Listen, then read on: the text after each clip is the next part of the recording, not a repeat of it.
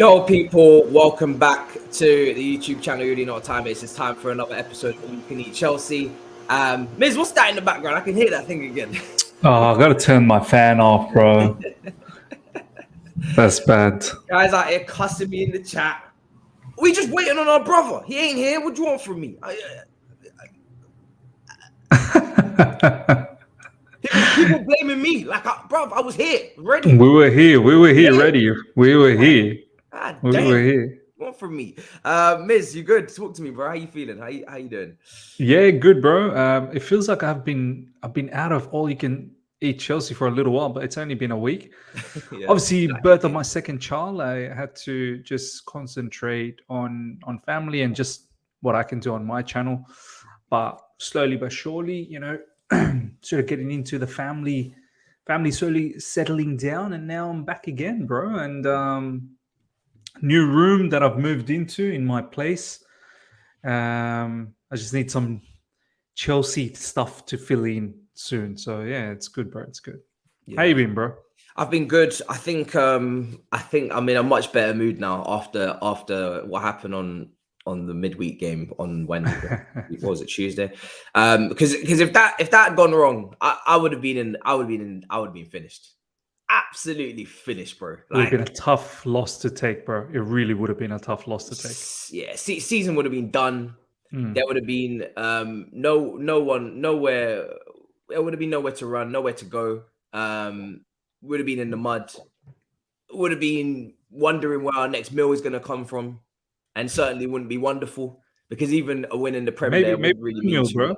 Maybe we'd be starving. Yeah, and we was discussing it. We was discussing it pre-record. We were saying if we had lost that, what would really be the motivation for the players for the rest of the season? Like, Nothing. Where would they be going from here? But big up Younes in the building. The chat are pissed. They're like, bro, they've been dashing through at me. They've been throwing oranges at me. I was trying to wait for you. They were like, yo, get off the stage. Get off the stage. Fuck you. Prick, late. Listen, chat, if you're going to throw things, throw celery. We do celery up here, yeah? Celery. But no, everyone will be compensated, right? All of you will be compensated with an extra piece of content in the day that I've just wrapped up, right? So chill. There you go. Okay. There you are. See, I'm thinking about all of you. There you go. Sit down now, y'all. You know what I'm saying? Just never do that again, all right? Just never do that. Yeah. Look at them spamming tomatoes in the chat. Oh my goodness. And congrats, Miz, as well, by the way, man. Yeah, thank you, bro. Thank you. Massive congrats. Much We were just saying bro. that our season was nearly over, Younes. We were saying that literally if we didn't have that win on Tuesday, what would they be motivated for? What would we even be making content for? Just be three carcasses on here, just dead. Speaking about dead rubber Premier League games, we would literally feel like, Aston Villas and Southamptons do when they're mid-table and their season's basically done and they're on the beach. It's literally what we would be doing. Do you know what? Our shows every week would have been dead. Like we don't know. We wouldn't know what to talk about if we'd lost against Dortmund. Because I think the players would have just said, you know what, whatever. We'll just get 2 more victories and then we'll see what happens from there. Like it just would have been such a. And it's only like March as well. Can you imagine how long we'd have another 2-3 months of just nothingness? It's mad. It's the beginning of March, literally. Beginning of March. But Younes, how are you doing, bro? How are you feeling after that big win? Do you feel like Chelsea in a few percentages were back that night? Because they were 100%. Yeah, man. Yeah, that buzz and everything. I mean, coming back in a tie on a Champions League night isn't for everyone. Sorry, Spurs. But bro, it is what it is. Dud club Spurs are, Younes. Bro. Wow, shit. Wow, you guys are really bad. They are shit, bro. I apologize to all the Spurs fans, especially Thabz. I can see the brother absolutely destroyed. They're such a shit club. Oh my god. Did you only just realize? I mean, I thought there was There's something, maybe something. Nah, there is nothing. There is literally nothing. They're Oh my God. Like, as dead as you can be. Wow. Pathetic. It's just astonishing how dead. Oh, man. No, but you know what? Yeah, and I say this, well, you have to understand that maybe the fans are not that motivated because of the way that Tottenham are playing. But it's crazy in the season that we're having, right? In a season where we have been shocking, right? We're 10th. Yeah, we're talking about Aston Villa as our new rivals and all of that, right? We're in that part of the table. We weren't sure about coming into this tie against Dortmund. We thought we were going to get battered at one point, but fans were there outside the ground before the game going crazy. Blue flares all over the place. Yellow flares all over the place. Fair play to the Dortmund fans. But coming into the ground and Stamford Bridge was rocking, right? Rocking. And then you look at Spurs with their magnificent brand new spaceship entertainment complex, right? That host F1 races and Beyonce on a weekly basis now, and boxing events and all sorts, right? And there's no soul. It's dead. So I just want to say, I hope we have to put that into consideration when building our new stadium, right? We can't make it all look generic and everything. There has to be an element of soul kept within the ground, because for a 42,000 capacity stadium, it was full of soul. And the stadium at Spurs yesterday was dead. So that helped, and I think that created the energy, and the team, I think, thrived off that, and the team did show up, and Graham Potter showed up, and everyone showed up, and it's great because we're in the quarterfinal and we're holding the fort down for London once more. Come on. Yeah. People Drogba is obviously in London at the moment, enjoying that win. He was definitely on the party after the match as well. So yeah, he's off for this week, and I'm sure he'll be back next week. if we can find him in London, if we can locate him. What a moment as well, isn't it, Matisse? Like, to travel to London from India and to witness that particular match. That was brilliant, man. Insane. No, good it's time, bro. Good time. Yeah. Honestly, it's given the manager maybe in some areas a bit of a selection headache, because Cucurella was so good that maybe, just maybe, he'll be considering for the Premier League. Now, I would personally love us to just stick with Badiashile. I don't think he's done anything wrong. I think he's been probably our best signing, to be honest, in terms of consistency and performance. And because he's not available for the Champions League, then Cucurella can continue to just focus on the Champions League. And, because he's come back from a while of being out. I'm not now thinking that he's going to now maybe play consistently week in, week out and go straight back into the thick of it. Maybe he is going to be safe for those Champions League games and just rest and recuperate for that. Put all of your energy into that. It's unfortunate that we're not in the FA Cup, because we've got a big squad. People are actually coming back from injury now. And it would be great to see people play a little bit more often if we had more games to separate. But that isn't the case.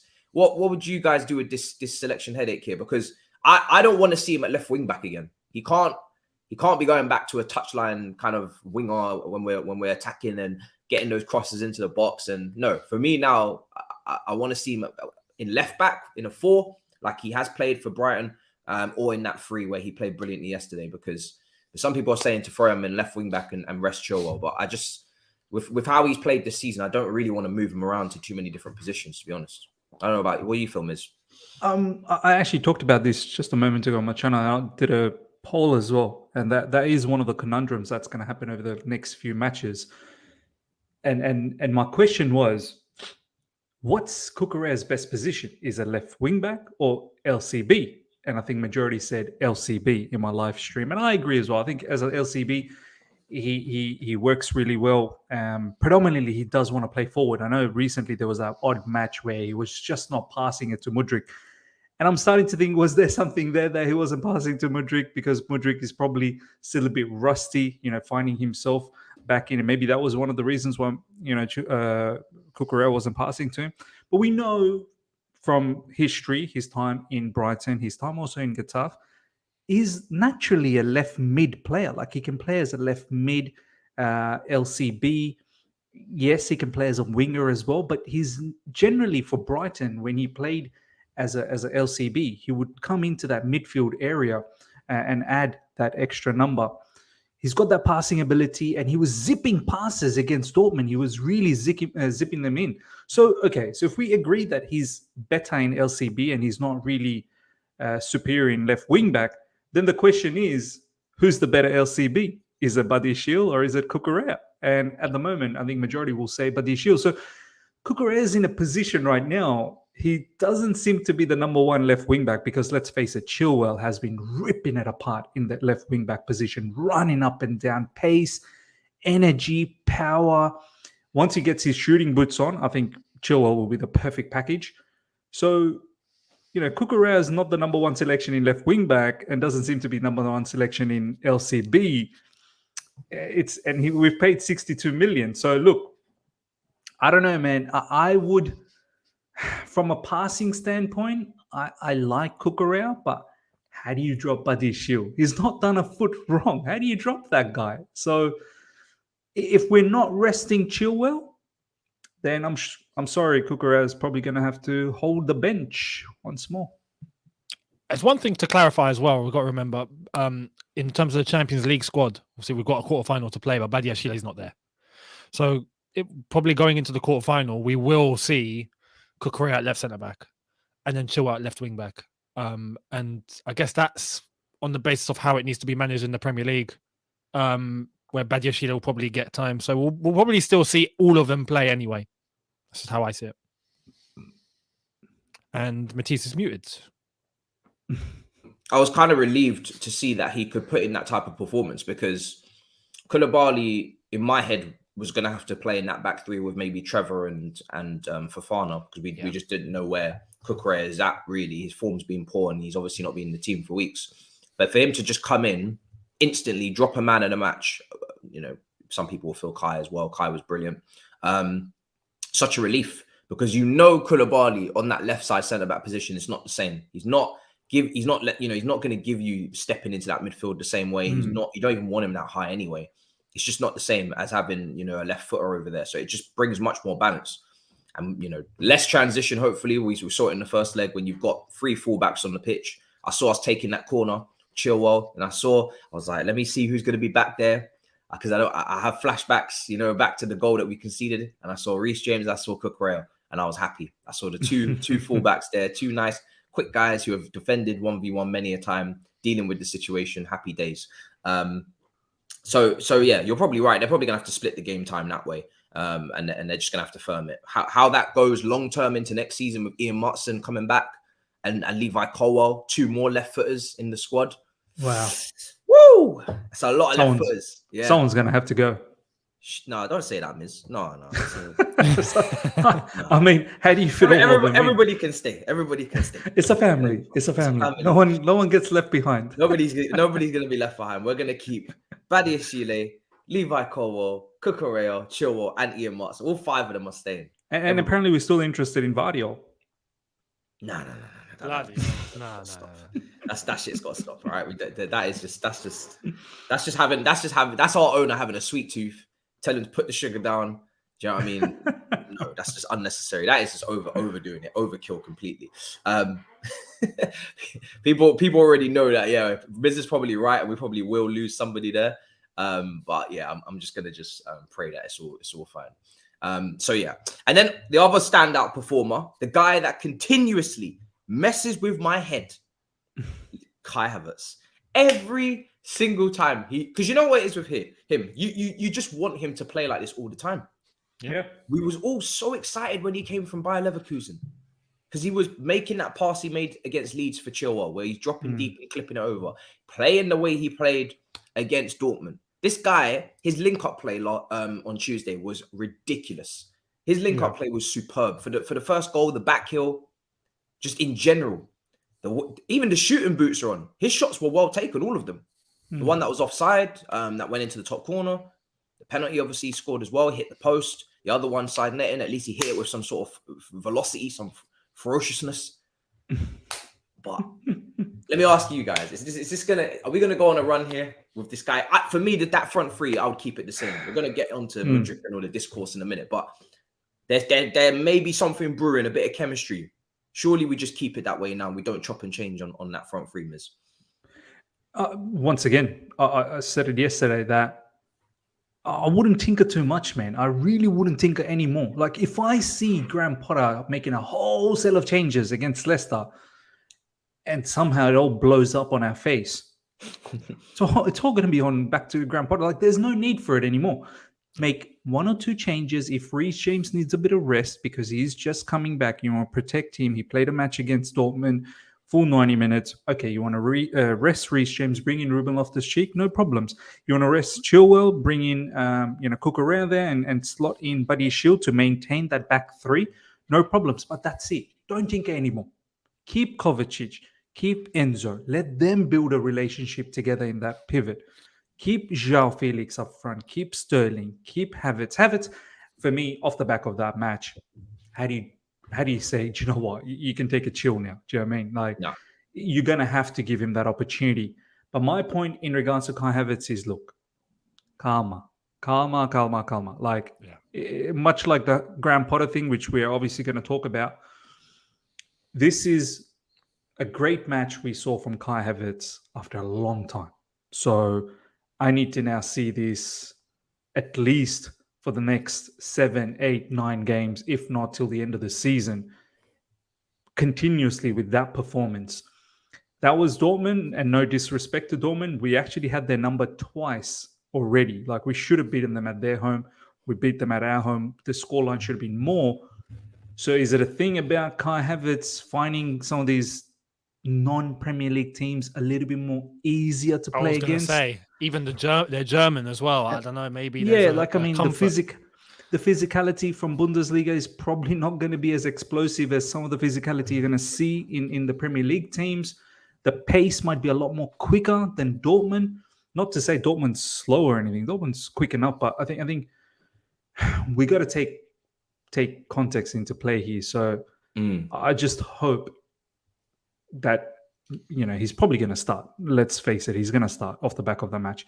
That he continues to put on the same level of performance, because in the Premier League, nothing is easy. Nothing is easy. And I'm not going to beat the drums as yet that, give him another, 6-year contract or anything like that. He's still very much planted well and truly on the selling books for me. Like, on the selling page, he is there, one of the top contenders to be sold in the summer.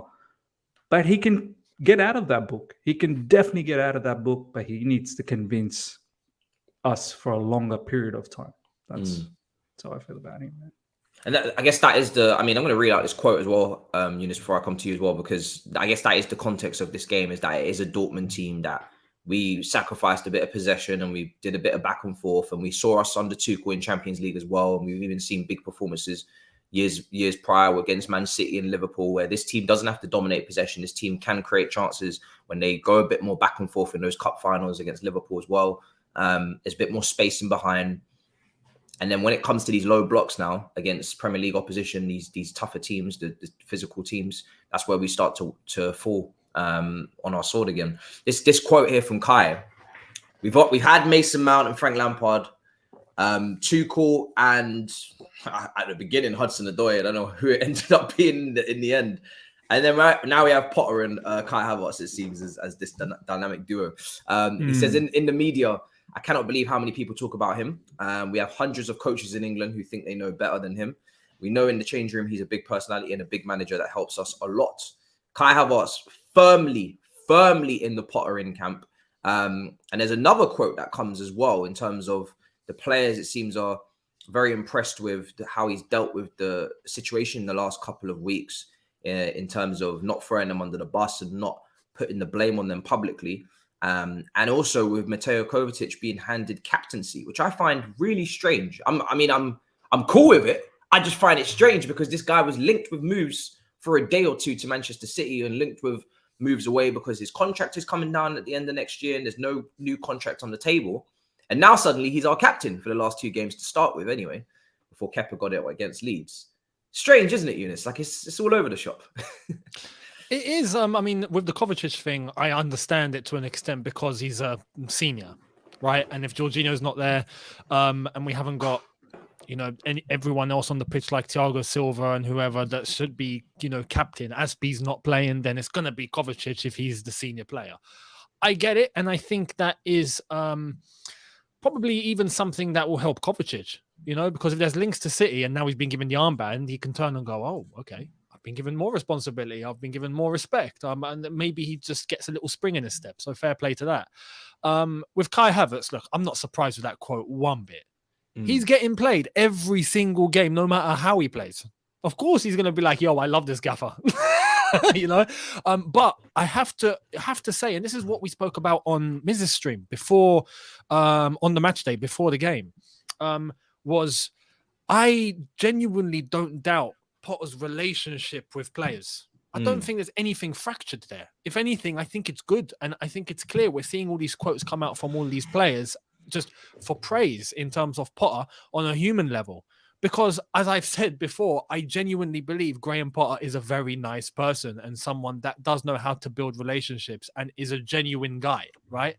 The problem initially was purely in terms of his management on the pitch and tactically and what he's trying to do in terms of getting this team to play, right? I think that's the only area where the problems were coming from. There's no relationships broken. So I think the players are not downing tools for Graham Potter. No, I genuinely think in terms of the games that we've lost points in, you could sense confusion. You could sense uncertainty in terms of players not moving into certain positions, maybe being a little bit too slow, making bad decisions. Everything is in terms of how we're actually playing, not in terms of relationship. So when I see at the end of full time, for example, I'm seeing all these hugs and I'm seeing all of these, this, you can sense that there's connection there between players and Graham Potter. There's no surprise. And I'm glad that's there. I'm glad that's there because that has to be there as a bare minimum. You know that they're genuinely tuned in for what Graham Potter's trying to do. Fair play. But Kai Havertz, as I've said, he's been selected. He puts in a bad performance. He gets selected. And you can sense Kai Havertz is probably looking at this going, wow, he has huge faith in me. I've been putting stinkers in and he has faith in me. And now I've put in a good performance. Happy days. And I think that's probably just going to help Kai Havertz overall. So I hope he continues. I completely agree with Miz where he says that, calma, it's one game and we can't just, all of a sudden think, oh, that's it, Kai Havertz is back. I will say this though. I will say when it comes to the occasion, right? And this has been proven even under Thomas Tuchel, when it comes to a game where there's an occasion and it's not just in terms of, we've just got to get the points, because that can happen against Everton, that can happen against Leicester, where, you just got to get the points and it's seen as a big game. But no, I mean the actual magnitude of the game. Champions League, we're looking to claw back a result. We have to. The atmosphere is there. The energy is there. Kai Havertz does tend to show up in those games. But he loves the big games. It's such a conundrum with him because he loves the big games. We saw him perform against Liverpool in the cup final last season. We've seen him perform in Champions League before. We've seen him perform against Dortmund there. He loves these Tottenham at home. He loves these big games. And that's great. I love them too. Yeah. But when you're going away from home to like Brentford or, Aston Villa, you also need to love those games just as much because we need all the points are the same in the Premier League. You get 3 points per game. There's no 5 points for Tottenham, 2 points for Villa, 1 point for Bournemouth. You get points all across the board, 3 points per game. Now, I was having this debate on the TL with Chelsea Hour, and we were going back and forth over this because there's two things to Kai Havertz. There's the side where he's always been, in the last couple of years, default up front because Lukaku, that incident as well, so that kind of pushed him into the striker position by default last season. And then this season, Aubameyang not being to Potter's liking again has pushed him into the default of being number one striker consistently again. Now, they feel that Kai Havertz doesn't get a long enough run of games. He doesn't get enough time to bed in. He doesn't get to sit with a stable attack and get some sort of consistent form going. It's too much chop and change in the attack. There's too much rotation, too much substitution. And then there's the other side that obviously feel like if we get a striker, people are looking at Victor Osimhen, people are looking at Ivan Toney, people are looking at other names, then they're going to come in again, destabilize him. They're going to go up front. And where's he going to play? Is he going to play on off the right? Is he going to play off the left? Is he going to be sold? Because Nkuku's coming in. Felix, I know that the ownership have taken a liking to him with the agent as well. So his position is always up for grabs. I think rightly so because of what we've seen so far. In my opinion, I personally feel like at Chelsea you need to be able to handle competition. If you're good enough, you'll start games. You know, Chelsea did not get to where they were at this current point, being so successful by anybody's position being guaranteed. Even when Lampard was busting a gut and playing brilliantly, they still brought in Michael Ballack, who literally played in his position to give him competition and to give him a kick up the arse. He didn't even need it, but they gave it to him anyway. Do you know what I mean? And that applied to all the positions. So, in my opinion, if you can't handle that environment, then you're not a Chelsea starter. That's how I see it. That, you know, people want to make it comfortable, but then if it's too comfortable, then there's maybe motivational issues. And then if it's too comfortable, we're fighting on four fronts. We don't have the competition to come in and win cups. So for me, I wouldn't change it. I'm not gonna lie. I don't. How do you feel about this, Miz? Because it is crunch time for him, isn't it? The next few months again. I mean, I feel like we've said this for the last year or two, but it does feel like again crunch time for him in that position. He needs to deliver consistently, which is kind of why I don't want to move the front three. He seems to have a good relationship with Felix. Sterling has fitted in lovely there. So all of these cries for Mudryk to come in, I'm personally not trying to hear it right now. Look, obviously Mudryk we'll talk about down the track. That's a different topic. But in regards to Kai Havertz, 100% it's crunch time. If someone was to tell me today you got to make a decision. Do you let go of Kai or do you keep him? I'm sorry, I'll let go of Kai. Like if today was the time that I had to make a decision. So he's got to turn it around. And how he's going to turn it around, I'm not entirely sure. Obviously, time will tell.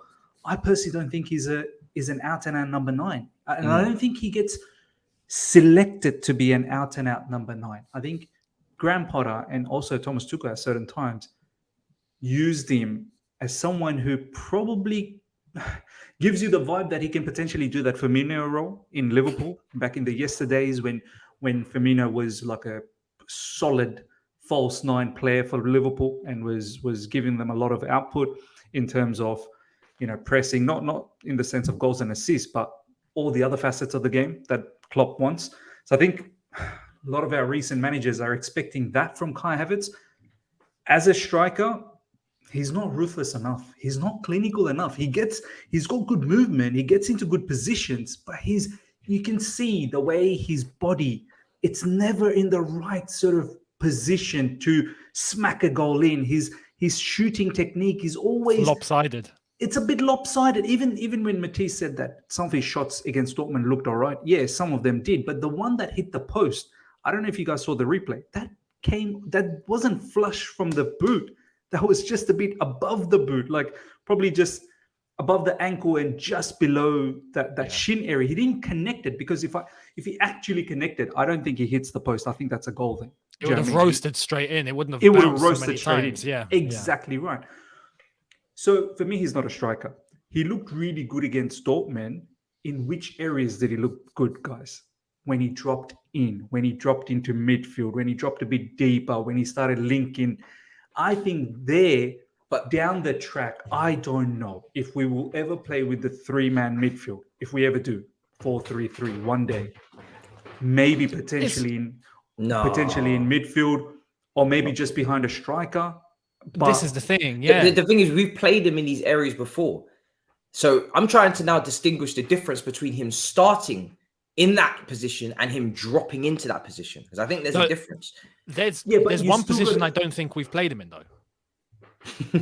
Just behind the striker. You're taking the piss. He's played everywhere. Well, stick him in goal. He's tall. Tall enough.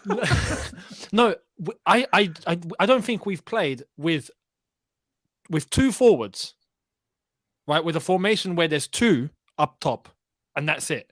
And then one of them, which is Kai Havertz, is probably just a little bit deeper than the other man. A second striker. You need to play either 3-5-2 or 4-4-2 to do that. There's no other way to play with 2 men up top. With a passion. I watched 3-5-2 for PSG yesterday. It was disgusting. Verratti trying to crawl his way into the attacking midfield. Oh my God, it was horrendous. I remember when we played 3-5-2 at home to City as well under Tuchel. Nah, man. Going back to that second striker note that you said, Younes, I just don't think he'll give me the same total package as João Felix potentially could give me. Or Nkunku is also a second. Exactly. There's no room for him even if we do go there.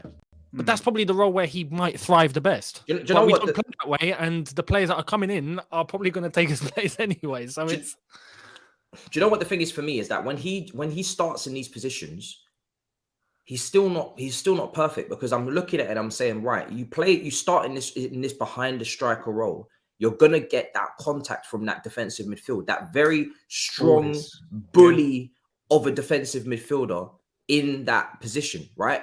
When you're dropping in as a striker, you're coming in untracked, you're coming in unmarked, because there's already guys there that maybe those midfielders are looking at, the Felixes, the Sterlings. So you're coming in and floating, and the centre-backs don't want to come with you. So now you've got this little kind of free space that you're kind of operating in, where you've kind of got a little bit, maybe more time or more space, because no one's tracking you. When you start there, that's what he needs. back to goal, physicality, being bullied off, these are the questions that come in. Are you in it? Are you in it today, or are you going to get bullied, etc.? For me, when he starts up front, and obviously he loves running the channels, he loves making those runs off the ball as well. He was dropping in. Sterling was then going, which was great, because there was a clear understanding there of that. When he comes into those deeper positions, Sterling's going to make the run and beyond. There was a couple of passes that João played for Sterling. Obviously, he was offside in the end. I think Kai played one of them for Sterling as well. He was offside again. One marginally, one major. For me, when if you're talking about playing in that position, you're basically saying we're building the team around you. You have to be Juan Mata levels. Yeah, you have to. It has to be worth it. It has to be worth putting you there. You can't just be there and sometimes be good and sometimes be maybe shit. You have to be unbelievable to play that position. Otherwise, it's not worth it, because he's not a midfielder. He's not going to be a midfielder in a free for me. Absolutely no chance. He's not going to do that. So if he's going to play in that 10, or if he's going to play, and we've definitely seen him play here before. We've definitely seen this before, in my opinion. I've definitely seen this more than enough time. When Lukaku was playing up front under Tuchel at the start of the season, Kai was playing just behind, Mason Mount just behind. I've seen this. I've seen this game more than enough, more than you can believe. I've seen this game. You have to be unbelievable to play in that role, and he hasn't been, which is why he's been playing up front, because it's the last resort, it's the last option. For me, I'd rather he just try and improve his finishing. I think against Dortmund, I think when his mind is fully in, and he's like he's squaring up to people, and he's fully charged. This is a big night, and the atmosphere and everything. I don't know what it is. These intangibles. Then he just turns on. It turns on and just comes on, produces a show. Everything was perfect from him. Like literally, his link up was undisputedly brilliant. It was unbelievable. But and he's a great base actually to play off. When he's playing like that, he's great to play off. He's winning his aerial duels as well. There was sometimes we went long, and he was winning his aerial duels, and we could go from there. I think he actually needs to play up there now. I'm not going to lie, especially in the Premier League. I think he's got to play up there, because I can't see him anywhere else, especially with Nkunku coming in and all these other guys that we've got. I think he's got to learn to play up there. He's got to. Do you know what? Recently, I was saying, where is he actually good at? Like, he's not really supreme in any position. He seems to be bits and pieces everywhere. And Matisse, you might be right. You might be onto something, that maybe striking position is something that he needs to start really focusing on and really start developing on and working in the training, especially when it comes to aerially with the height. Brother, you need to be able to head up. Like, you need to be letting Reece James and Chilwell pump in crosses for you. You got to move in with the header with that height. You need to dominate. You need to dominate aerially. The other factor is, when you are given that opportunity, especially the Leeds one where Sterling puts you through, if you want to be a striker, you have to finish that. The other thing, Younes, before you go on this, I found it so mad because I was watching the lads, Thierry Henry and Michael Richards and Carragher. Yeah. Thierry Henry was comparing him with Robin van Persie. He said in some shades. He said some shades. Well, those shades are very shady. Let's just put it that way. I mean, I don't know what Robin van Persie you guys saw. The one that I remember was a hell of a player, and he definitely has the ability to drop into midfield and act as a midfielder at times, but he was equally lethal up front. Robin van Persie was an epitome of ruthless finishing. Do you know what I mean? Yeah. So Van Persie, he was dynamic and he had instinct. Yeah. There's the one thing you can't teach to any striker is instinct. You can't. You either have it or you don't. Simple. You can work on it to an extent, but you either have it or you don't. And with Kai Havertz missing some of the chances he's missed, it kind of leads to me that maybe you haven't got instinct to the level that we actually need, because that's what you need at the top level. You need to be able to, you get the ball, you know exactly what you're going to do. If you're in the box, you know where you're putting it before you receive the ball. Or you get the ball, you're able to make a decision there and then and stick it where you want to stick it. And with Kai Havertz missing like what he missed against Leeds, I'm sorry, you have to either think about picking a spot that you know the keeper's not going to reach, or you have the skill to go around the keeper because he's come forward. Or if you're that clever and you see he's off his line, you're going to dink it over him and you're going to execute that. Like there's things that you just have to in that role. He gets close and he hits it straight at the keeper. You can't be doing that. This is why, when sticking him up top, I think the one thing that might alleviate him, the one thing that might help him, this is the thing. Look, if he's going to be playing in behind someone, he doesn't need a Lukaku kind of striker. He needs a striker that's constantly moving and causing havoc for the defenders. That way he can pull the defenders across and leave space for Kai Havertz. Havertz needs time and space. I think you put Havertz under pressure, he folds. I think when it comes to a level where he has enough time and space, which is kind of what he had against Dortmund, and hence why I think he played really, really well. Exactly. If he has a striker that he's he's leaning off, that is constantly moving and is pulling defenders away because the manager of the opponent is gonna be looking and going, you have to stay with him. He's too hectic. That helps Kai Havertz. In the same way, like against Dortmund, you have Sterling and Felix that were moving in the way they were moving. They're attracting defenders. They have to, because they're causing havoc. You can't not just. You don't need, and no stationary players. No stationary players. That's it. Yeah, no static players. It needs to be constant movement. And that will help Kai Havertz, because at that point, Kai Havertz is going to have more space. And if he has more space, I think he thrives a little better. So that's the only way. If we have players around him that are slow, you ain't going to see Kai Havertz. I don't think anybody can sit there and say hand on heart, this is his position. Because right wing, you need to be able to dribble past people. For me, center attacking midfield, you need to have one hell of a pass on you playmaking wise. He doesn't have that.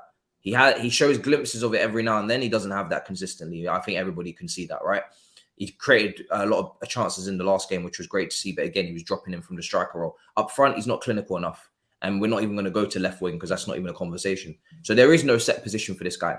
All we can do is create the environment where he should succeed on the pitch in terms of maybe having those technical players around him, players to combine with, players that will make runs in Jalfi. Like, we need to have very complete players around him. It can't be any more limited attackers, static attackers, slow attackers. You need to be quick.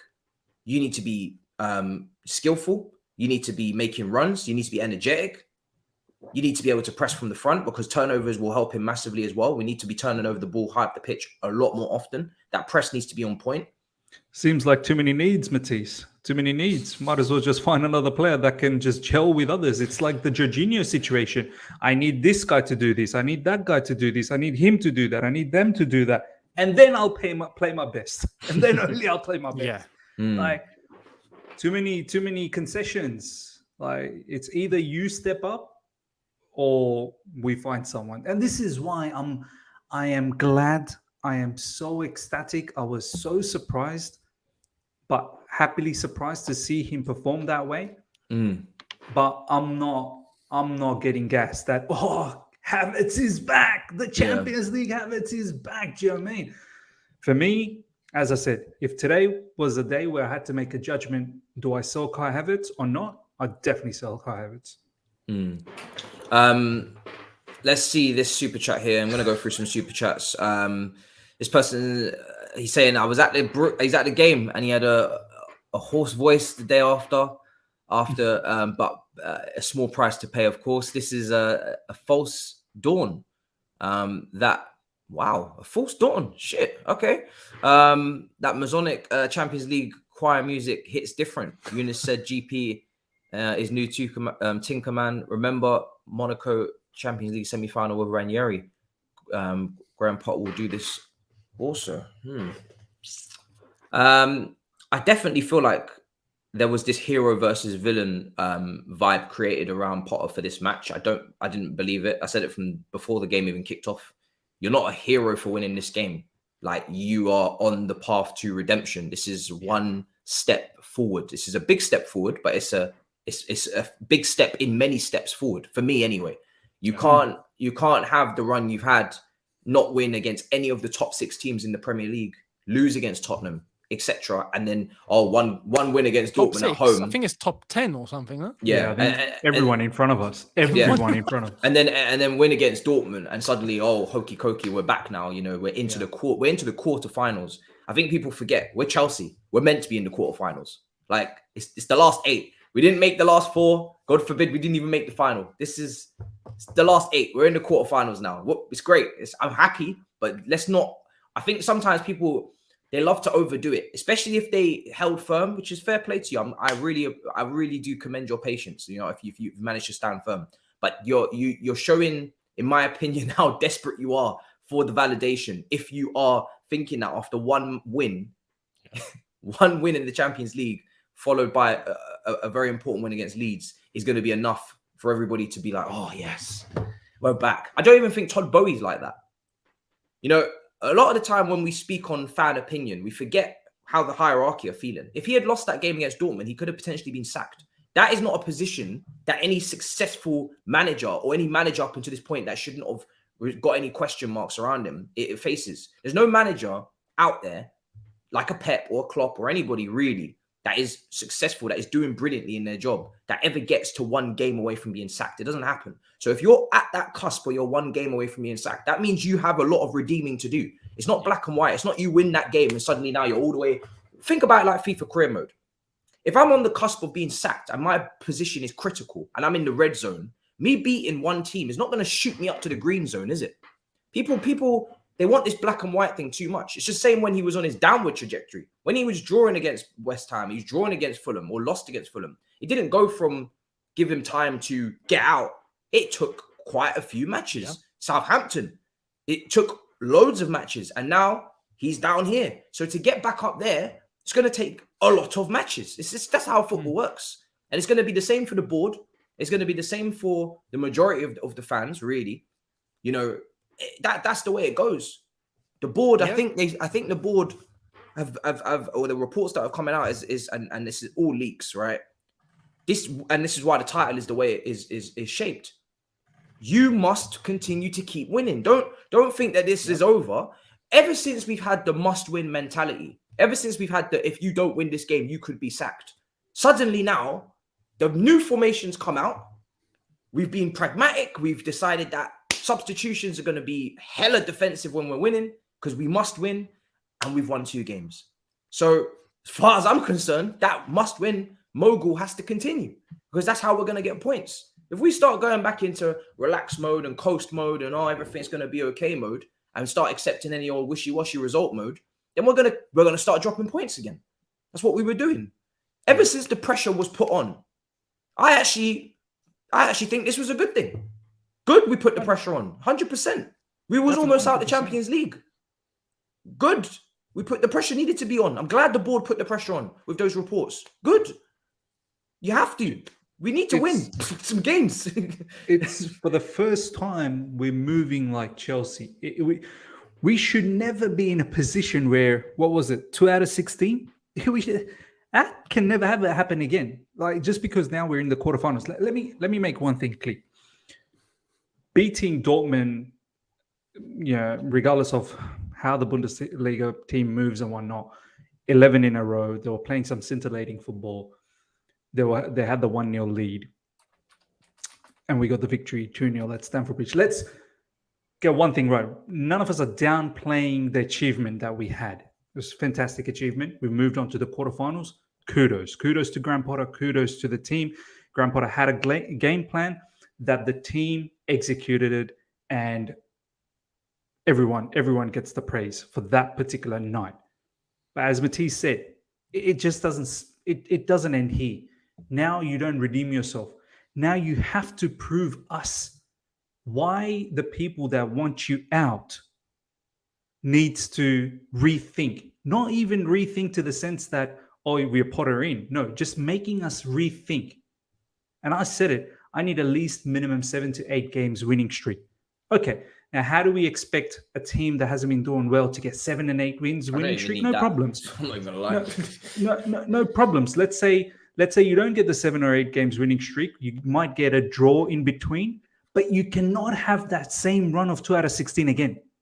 Just because we beat Dortmund, okay, now let's drop points against Leicester. Let's drop points against Everton. Maybe we'll pick up one more win. Then we get another few more losses and a few more draws. And then the quarterfinal comes around, the Champions League. We get a victory there. And you keep renewing your membership of making sure you don't get sacked. Every time you're about to get sacked, you renew your membership. No. You've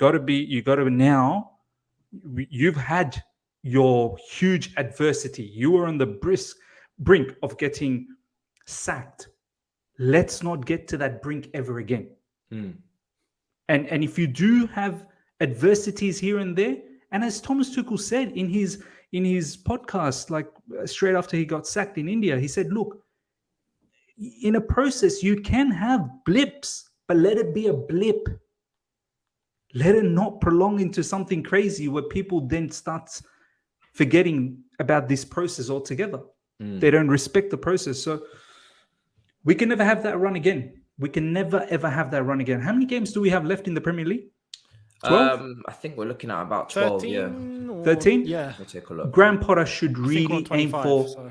Graham Potter, honestly, I'm not even joking. He should really aim for minimum 9 13. wins. 9 13. wins out of 13. Minimum. Do you know what? Yeah, I'm not even expecting 9 wins. I'm just going to take the 2 games at a time. Everton and Leicester. Just win those 2 and we go from there. But they're must wins, right, Matisse? Yeah, get me to 40 points. 2 wins gets me to 40 points. I'm going to take this slow. I'm not thinking about the whole season. Anything could happen. Context. Just give me those 2 wins. Give me those 2 wins. Get me to 40. Doesn't want to get relegated. I can breathe. Get me those 2 wins. That'll be 3 wins in a row in the Premier League. For me, when you're not walking and you're crawling, right? Which is what we've been doing recently in this run of form. We've been crawling, falling over.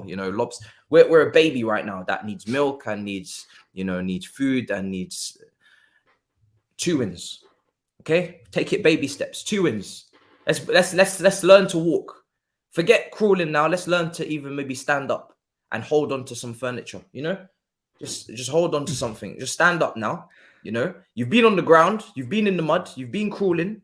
You've now made a few movements. You've now said some of maybe your first words against Dortmund. That's great. I'm very proud of you. I'm happy for everybody. You've said your first words, but this is not the end of your development. You can't be at the age of 8 still speaking these words that you spoke against Dortmund. No. We need you to continue to develop. We need to continue to improve. So the next step against Leicester is for you to get up and stand up and hold on to the kitchen counter or the coffee table. Stand. And even if you fall and you concede, just make sure you stood. Because if you stood, you won, right? 2-1 win. I'll take it. I will take it. Then we go from there. Everton. Let's stand for a bit longer now. Maybe even take a step. I'll hold your hand. Just take 1 step with me into the 40 points land. And then we'll go from there. I'm not even going to think. I'm not going to think any further. Matisse has been mentally. Once we hit 40, he's going to ask him to run. After we're going to learn how to take a shit in the toilet. We're going to learn how to take a shit in the toilet in a few weeks. It's going to be brilliant. But right now, I just need you to learn how to stand and hold on to something. That is the mandate. That's as simple as that. That's how I'm thinking. Man. That for me, that feels like. What are we holding Potter on to? Like 2 games, bro. Just 2 games. We're just learning give me them how 2 to games. crawl. Like it cannot be like it. This cannot be the standard, man. Like I It's don't not know. about. Is this all you can eat Bournemouth? Surely learn to crawl. Would you respect we just won the Champions League. Do you want me to tell you why? Do you want me to tell you why I'm taking it this slow? Because 1, it's not a preference for me to want him to be sacked. If I'm saying that he has to be sacked, which is what I said, it's I'm saying it out of resent.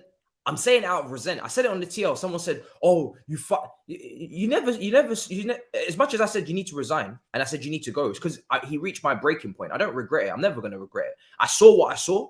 and I'm never going to regret it. And it doesn't make everything invalid. I agree. Yeah, because I knew that he was a couple of games away from getting sacked, literally. So from that moment, I'm not going to regret it, because like I said, I can take 5 wins, 5 defeats, 5 draws in this process, and that is mid-table form. But we was in relegation form.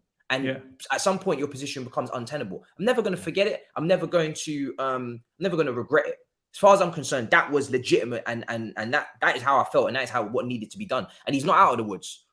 Now, when we move into these next games, the reason why I'm saying I'm taking it step by step is because ideally, I need him to at least get to the end of the season. If he can win some games and have a competent end to the season, that is a preference, because I don't want anyone to have to come in right now and deal with this squad, this amount of players, mid-season, and not have the preseason to start with. And, because most of the successful managers start in that preseason, mode, most of them, especially. Okay, so what you're saying is you're open to sacking him at the end of the season if it ends in a mediocre way. If it ends in a shocking way or a mediocre way, and there's an option on the table that's better, then I think we have to look at it. 100% we have to look at it. But I want us to at least get. I just wasn't sure where you were going. Like initially, no. I want him to. And let's give him a chance next season. I want him to get to the summer. 7 viewers, by the way. That is peak.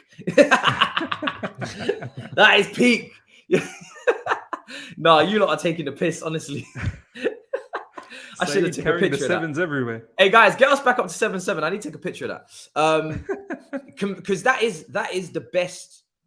That is the best thing that can happen, is for him to get out of this rut, get on some sort of form, and get to the end of the season.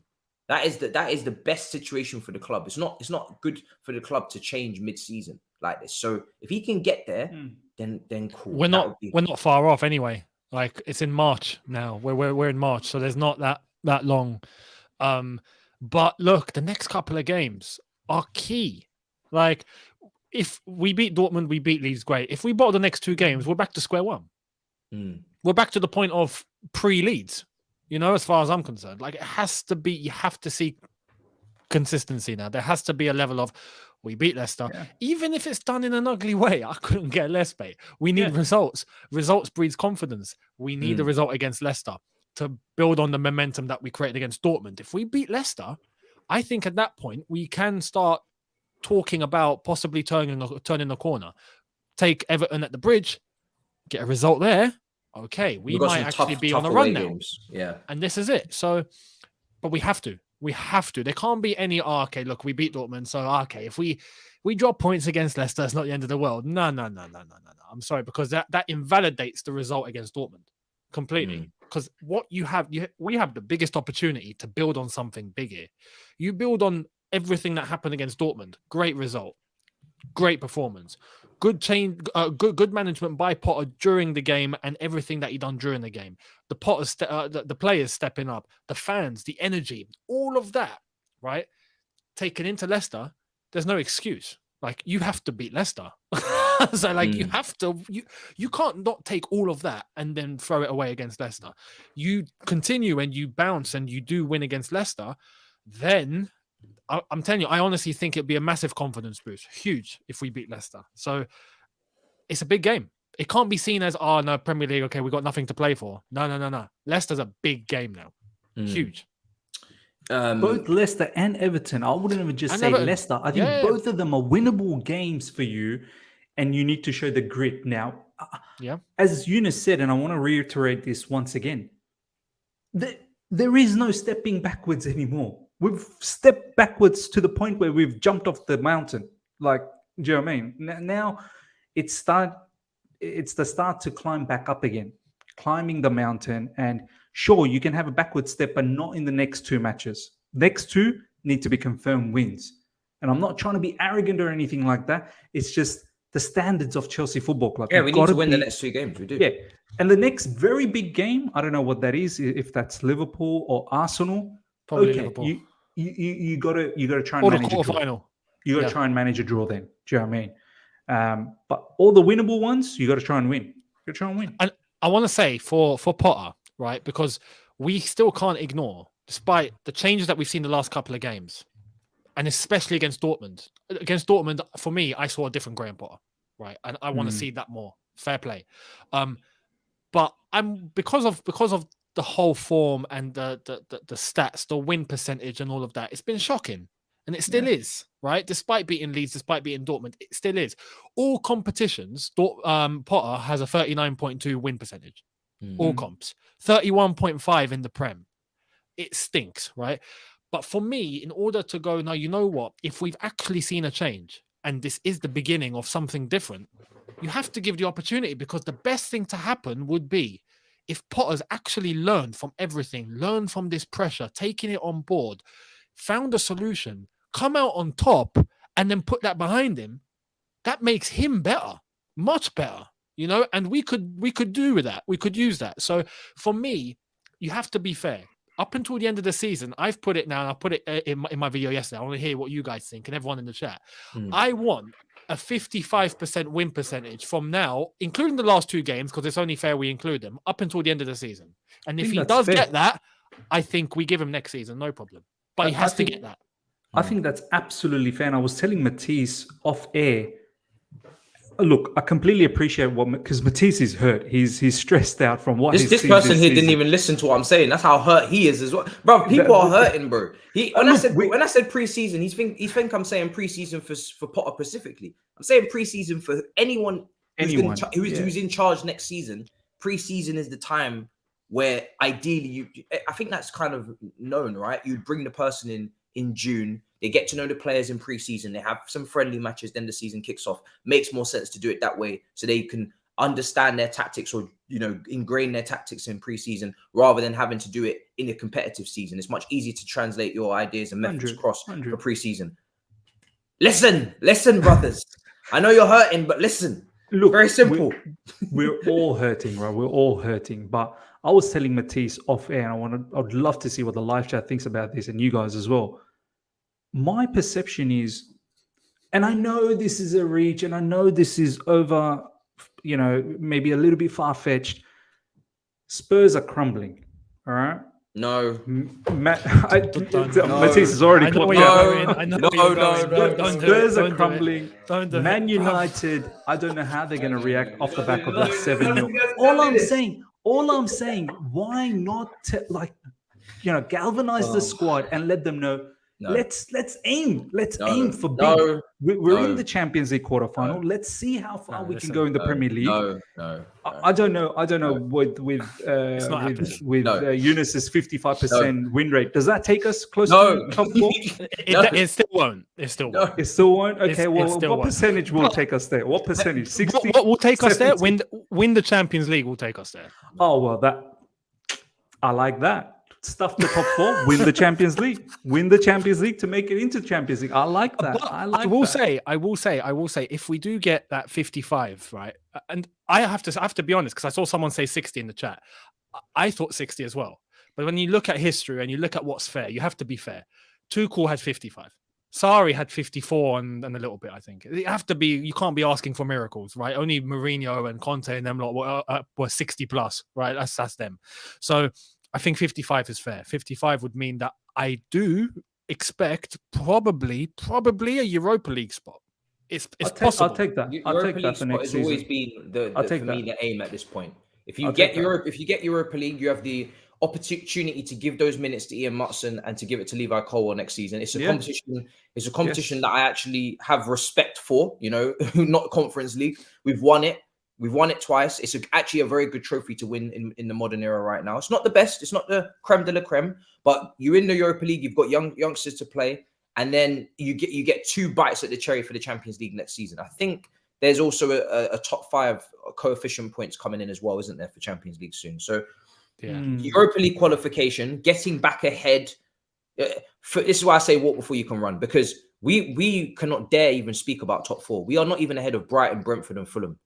So if I'm going off average, right, 71 points, Tottenham. Then 1920, 4th, 66 points, Chelsea. 2021, 4th, Chelsea, 67 points. 21-22, 4th, Tottenham, 71 points. On average, you're looking at around 68 points you need. We are on 34 points. we need to double our points tally in a third of the games. My brother Miz. That's not from My brother even Miz. Is that mathematically possible? My as brother well? Miz. This is why I got up and walked away. I don't even think mathematically that's possible, is brother it? Miz. 13 times 3. What's that? What's 13 times 3? It will not happen. This is the thing. When you look at the table now, right, we're on 34. Tottenham are on 45, and they're in fourth. It's 11 points. Hey, Like, 39. 13 times 3 is 39. So how many do we need? 34. No. Hey, mathematically, it's possible, bro. No. This is look. In order for us to even reach sixth, right? We're 7 points behind. Yeah. And Newcastle have a game in hand, and Brentford have a game in hand. Brighton have 2. It's like, look, at this point, if we get Conference League, we've done well. No, bro. I'm not even looking at the league table anymore. I just need I just need to. We need 2 games results. at a time. Yeah, results. We need results for the sake of results. We need results for the sake of results. Yeah. There's no end goal to it, right? There's no Champions League for it. There's nothing. Just win the Champions League. And the Champions League, we can try as much as we can. Yeah. Let's win the Champions League. That's how we're going Let's do that. That's what we do. Let's see. Again, I'm gonna take it round by round. Let's see who we get. I'm gonna take this round by round, quarterfinal, whoever we get. If we get Real Madrid, do I expect us to go through? No, I'm not going to be arrogant. It's Real Madrid. I just want to put up a strong performance. I want us to be competitive. If we're a little bit unlucky and we go out, that's no problem, Potter. It is where it is. All good. If you can win, then you've done what elite managers do, and that is even fantastic. Now you're going above and beyond your expectations. But I'm not going to ever say I expect us to win Champions League or that we have to, because it's a knockout competition. We could get incredibly unlucky. There could be a referee decision that goes on against us, and next thing you know, we're out. And this, I'm not going to blame anyone for that. But have you seen the threads? Or no? Oh no, the bot threats. I'm not. Oh no, yeah, I'm not interested. That guy's a madman. He did this last year as well. He did this last year. What I would love is for us to be able to dream. And if we get a good draw in the next round and we were to go through that round, then I can dream. Because once you're in the last 4, I'm dreaming. I don't give a damn. I don't care who we get, because it's the last 4. You know what I mean? You're 2 games away from a final. But quarterfinals, I'm keeping my foot on the ground, because that is still that's a pivotal round. I think the most important round is the quarterfinal for me. Quarterfinals of the Champions League. Round of 16, you should be going through, especially if you win your group. Yeah. Semi-finals is dream time. Quarterfinal is make or break. Quarterfinal is either we dream or we go home. Quarterfinal is where I expect us to potentially go out in our current predicament, the way I've watched us this season. Quarterfinal is where I'd expect us to bow our heads, PSG mode, Inter Milan mode, whatever, whoever knocked us out in the quarters in previous years.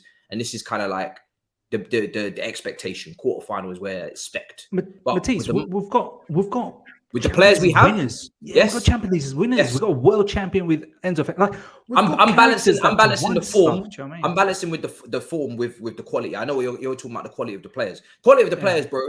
With an elite level manager, I would say we could win it, 100%, 100% with the quality of players that we have. With an elite level manager who's been there and done it. Remember, this is Graham Potter's first Champions League campaign.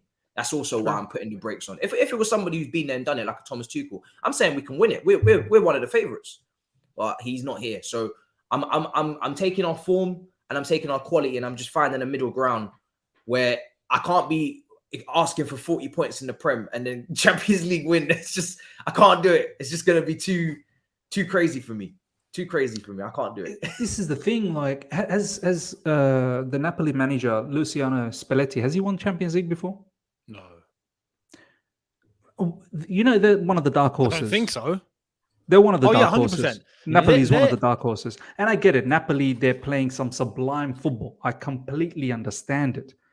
And we're not playing that level of football. But what I'm trying to say is that why is Spalletti touted as one of the dark horses to win the Champions League, and we can't even dare to dream that we could potentially do that when our players have won this competition? Do you know what I mean? Like, they know what it takes to win this. So I mean, Napoli at the moment, Napoli could easily be at Ajax or Monaco that go out in the semi-finals. That's probably what will happen, to be honest.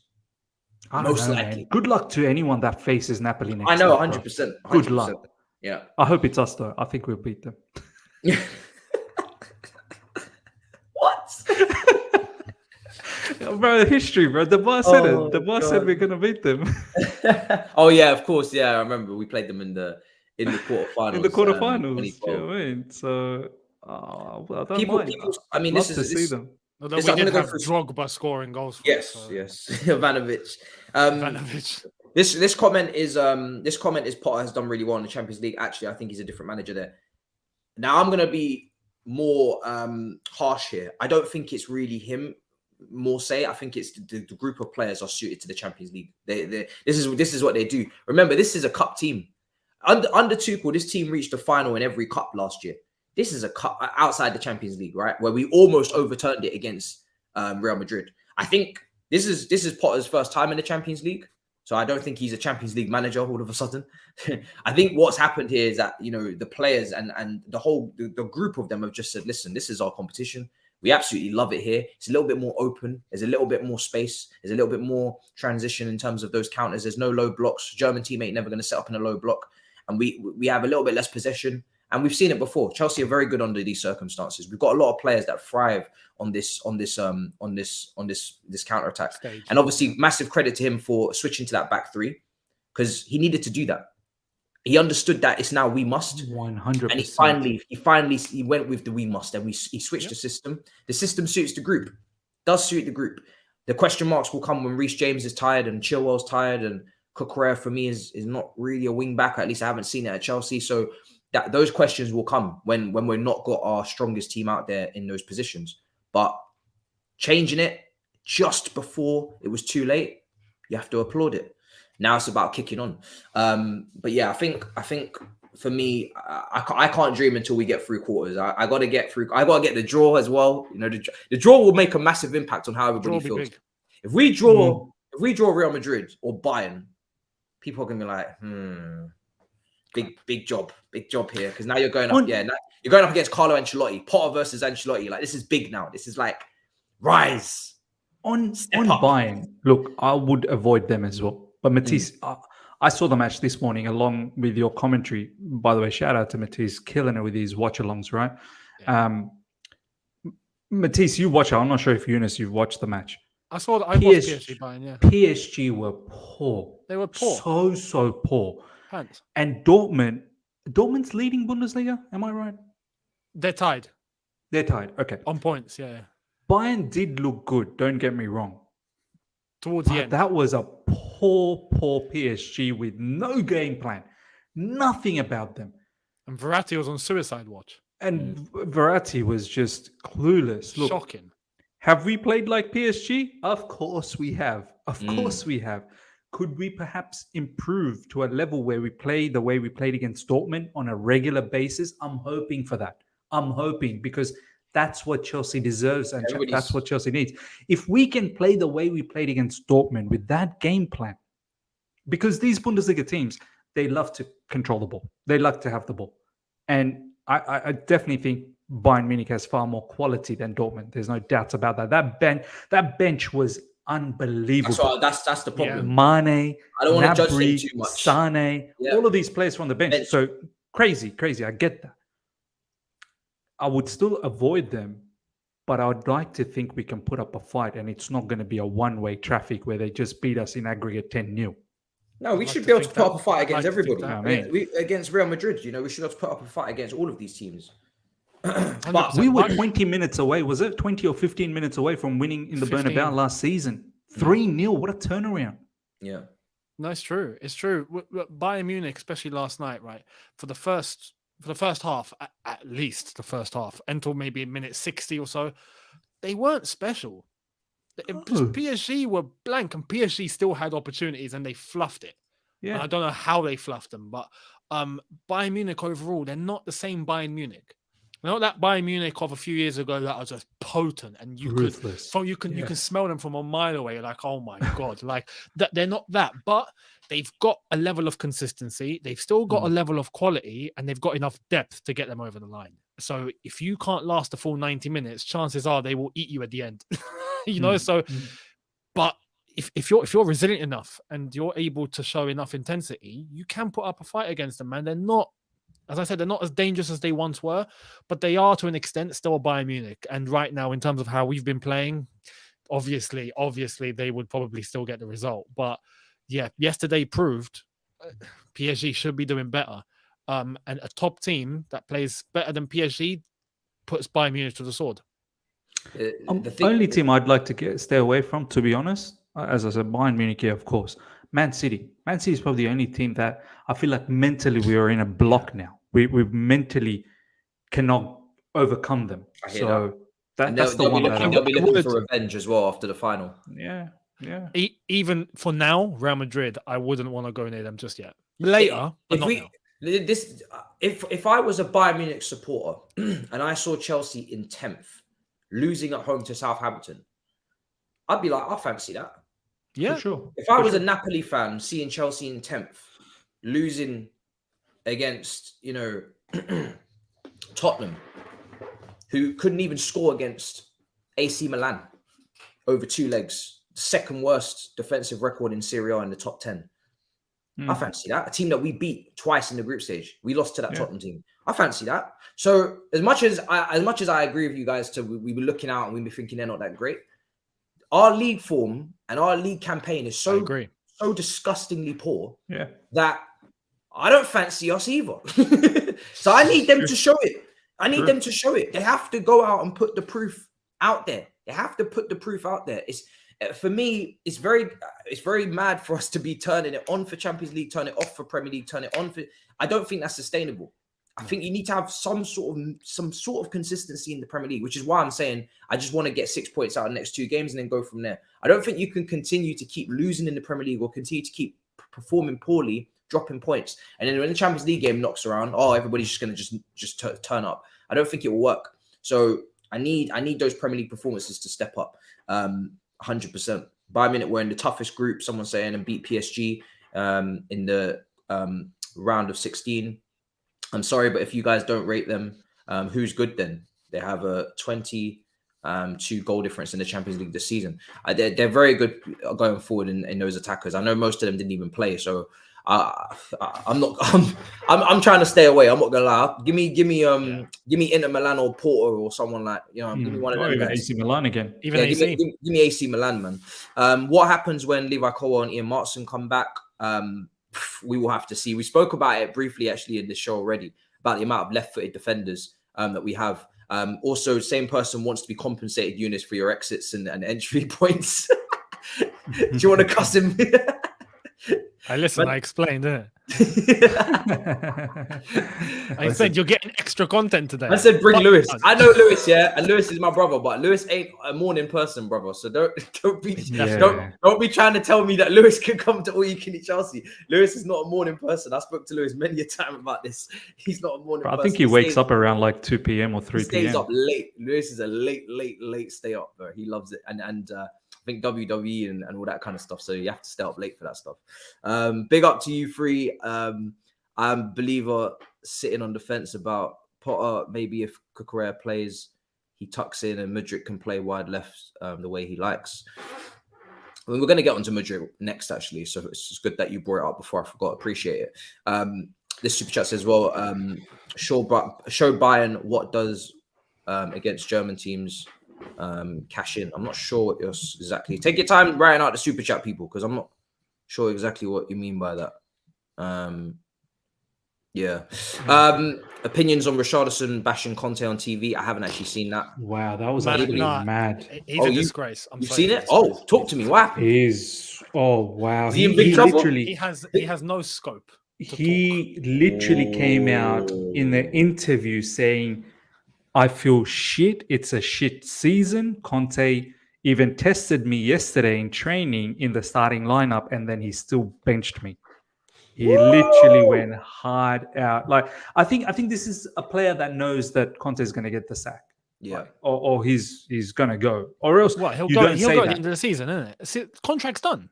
Yeah, the contract's done. So he knows this manager is going to go. He's not going to renew his contract anymore, and this is why he's probably said all this. But Richarlison, do you know what? I know we were trying to hijack him. Thank God we didn't. This guy seems a bit crazy, man. I don't think he's all up there. Like, even in the matches, he's always getting into like fights, this, that, the other. I don't know if he's a good character to have around in the dressing room, man. Well, this is the The thing guy's a with madman. no end product. Like, And no end product. this is the thing, yeah. Look, Diego Costa was Madman. a beast, right? Yeah. Absolutely, he was a madman, insane. But with end product, Yeah. you didn't have to worry, right? He scored goals, cool. Richarlison, this is like, look, this is imagine if Kai Havertz came out and started speaking against, if he came out and started speaking against Potter, I'd be like, are you all right, mate? Are you all right? Like, I've got my issues with Potter, right? I'll put that to the side. You're not scoring at all. Like, do you know what I mean? But even Kai Havertz, and fair play to Kai Havertz, right? Richarlison, not one Premier League goal yet, bro. Not one. And he's talking like he's got 20. You don't have the right to speak. Like, Conte should just put sellotape on your mouth or masking tape or whatever sort of tape, just seal it. But you shouldn't be talking. Like, there's no scope for you to talk. It's quite shocking how he's coming out. And I understand Conte at Spurs clearly has not worked. And we all saw this coming, right? We all saw this coming from day one because we know Spurs isn't the club where Conte is going to thrive. It's just not correct. He has not got what he needs there. But as much as that's not working, Richarlison is the last player that can talk. But you're right, Younes, man. It's mad disrespect. How you do that to a manager? What manager is going to feel safe with you now? Like, next time around, like, this guy will literally just say it out. But I'm looking forward. This could be huge at the training ground in terms of Spurs. Like, Richarlison and his attitude and what he said, and you're talking to Antonio Conte, bruv. Like, as he told Thierry Henry, bruv, he would kill you. Not literally, but he would kill you. You know, like, when it goes pear-shaped with Conte, bruv, good luck. Good luck. I'm looking forward to the fights that are going to happen at Tottenham's ground. I want to be a fly on the wall. Spurs players, especially Kane, I think Harry Kane really respects Antonio Conte. He really does. Or else he wouldn't have stayed around at Spurs. It'd be interesting to follow what's going on with Spurs in the next few days because Richarlison, the stuff that he said, I don't think it'll be appreciated in the team, like within the squad as well. It's funny because very sorry, just about Harry Kane, because Harry Kane not long ago spoke about how it didn't work with Jose and all of that, but mainly because of the mentality of what's needed, what Jose asks for, and what is actually at Spurs. It's just not going to work because you need leaders, and Tottenham don't have enough leaders and don't have enough. So from Harry Kane's mindset, I can understand how he with a Conte, for example, Harry Kane would completely respect and just, you know, execute what Conte wants, because I do believe Harry Kane has, to an extent, that requirement that you need at the top level. He just somehow does not. He has faith that it will happen at Tottenham, whereas we know it won't. But in terms of as an individual, he has that mentality. The rest of the lads don't.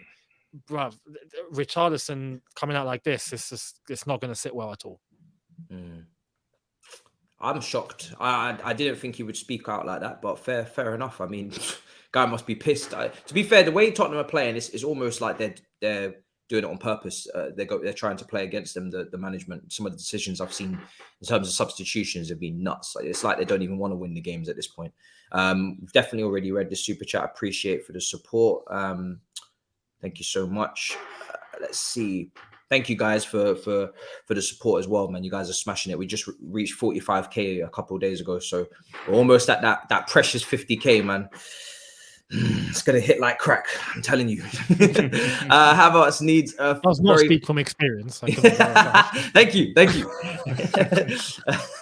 Havertz needs a very fluid front three with a false nine. God Lord, how many more things will he need? This super chat, nothing on it, but thank you so much.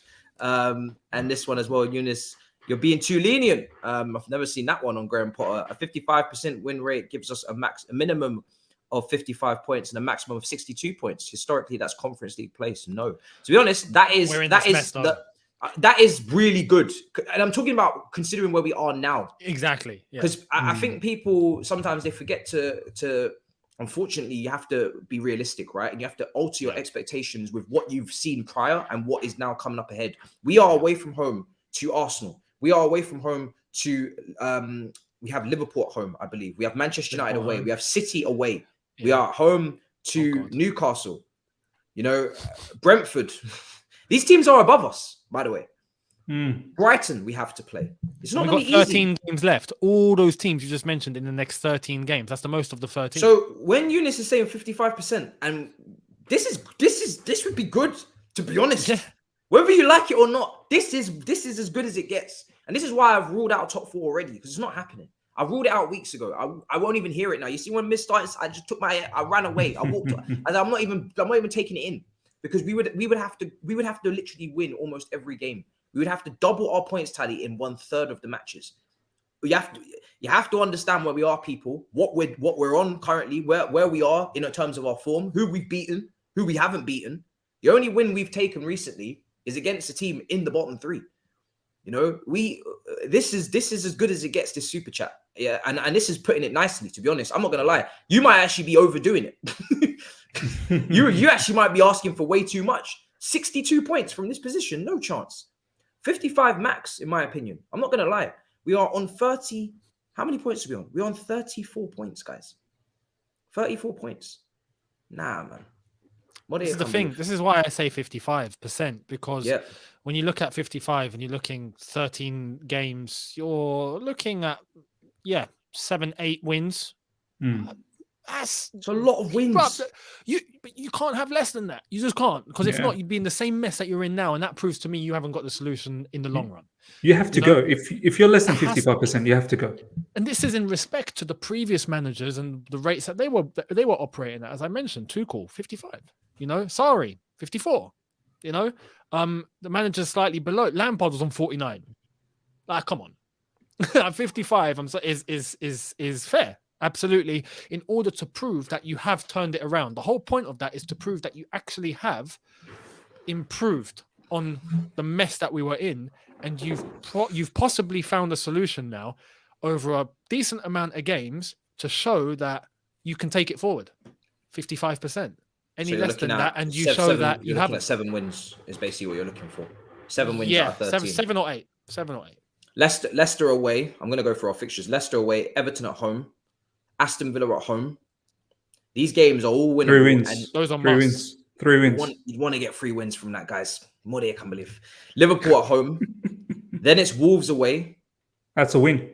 Wolves is a tough game, I'm not gonna. No, that's a win, bro. That's a win, bro. I know, but don't underestimate Wolves. That's all I'm saying. Not underestimating at all. But I think that's got to be a win. I'm not even gonna go. I'm not even gonna go on paper and even say what a win is and what a win isn't, because when you go to the latter stages of the season, sometimes those relegation teams are actually more difficult. Are the hardest games. So this is why I'm so cautious. Chelsea at home. Go through the fixtures, Matisse. So how we get the 7 or 8? Is there 7 or 8 wins there? In the Premier League, my brother, you can't predict. Anything can happen in the Premier League. We might beat Manchester United away and lose at home to Everton.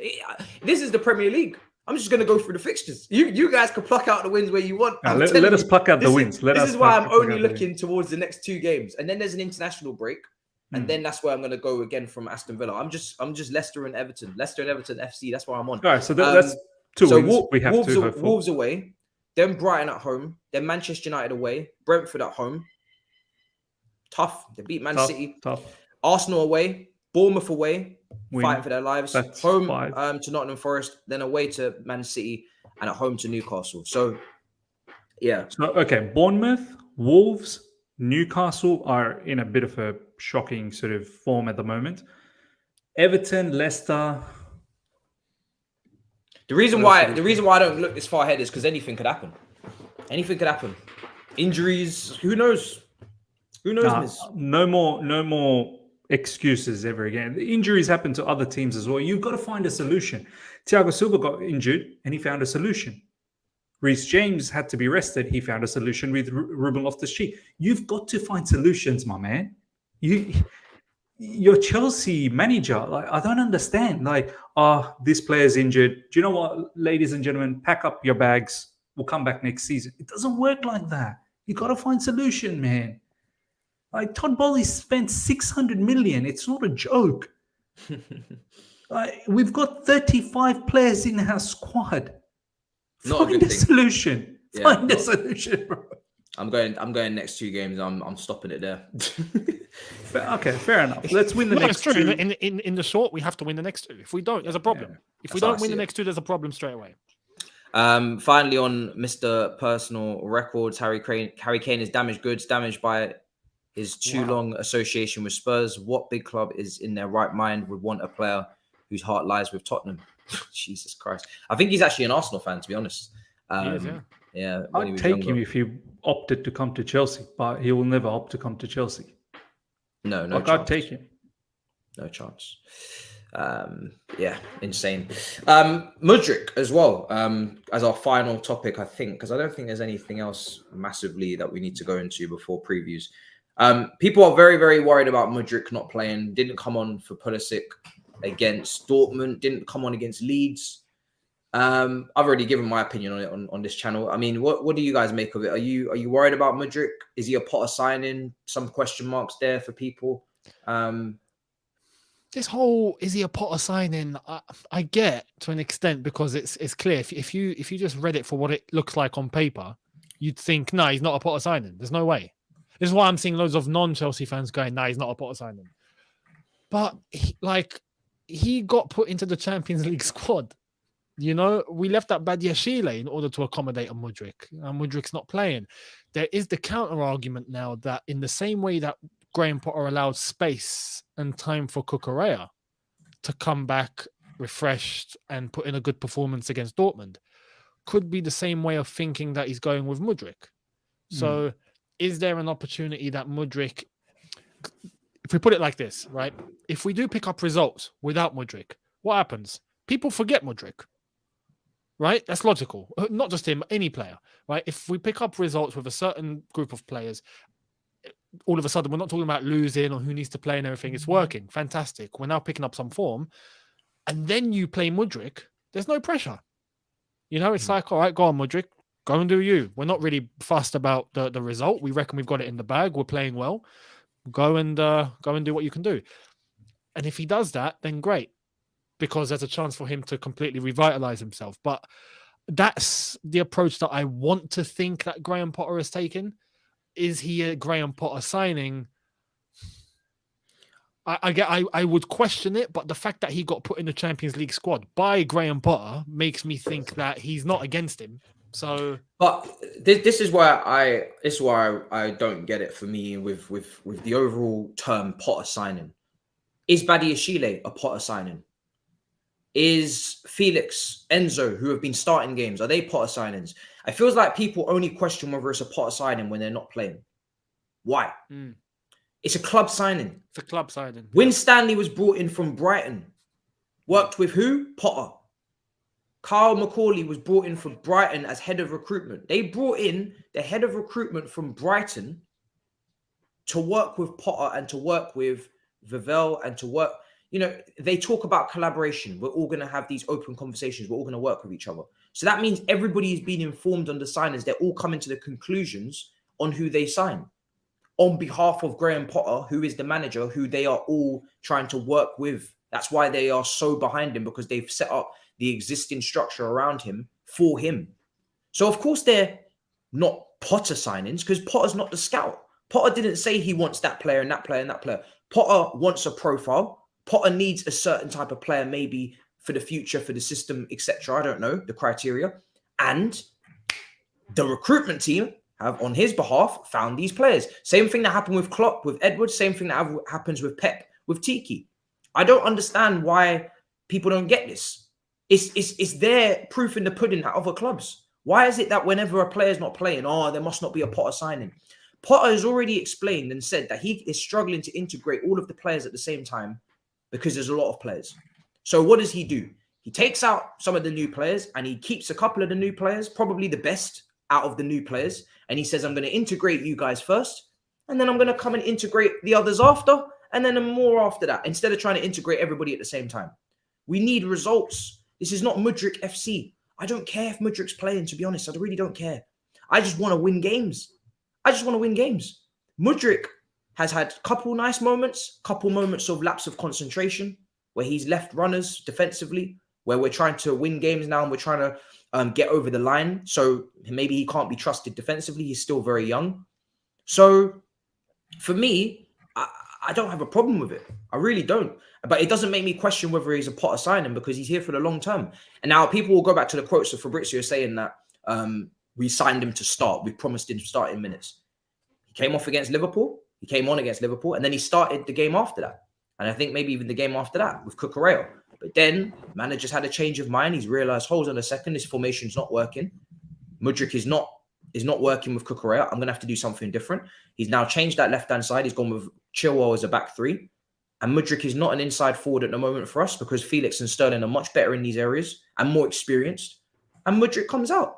And yeah, he's not coming off the bench. But again, defensively, when we're winning 2-0 against Dortmund, we need to make sure that we track runners and that we're all locked in. Pulisic's got more experience.